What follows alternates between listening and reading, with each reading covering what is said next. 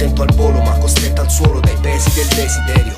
Esiliato nella sua percezione del vero, impantanato nel mistero del perché esisto. Terrorizzato nel guardare il cielo disse io creo. Decise che il suo essere è ristretto dentro un ruolo. Così ha spento l'intuizione e si incamminò di nuovo. Insisto che ho visto un uomo solo serio, intento al volo ma costretto al suolo dai pesi del desiderio. Accaldato dal cercare trovò il suo refrigerio. Quando inventò un criterio per pensare si spinse, camminò, si fermò, poi disse io credo. E per non credere a se stesso costruì un monastero. Ebbe un conato di infieri inferite inflitte. Infine si infamò, si sfamò delle sconfitte del pensiero. Poi si tappò gli occhi ma disse io vedo, mentendosi, mettendo al centro del reale l'imperfetto.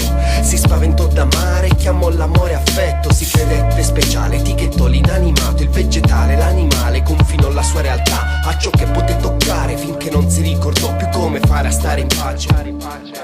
Sagace, quest'uomo troppo solo salì al di sopra degli altri suoi simili. Impartì il suo pensiero per non esserne più debole. Mise delle regole e costruì un impero.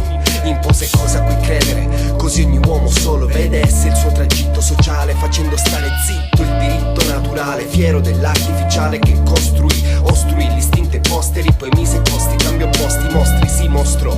Si prostrò al Vangelo, al flagello, al cervello.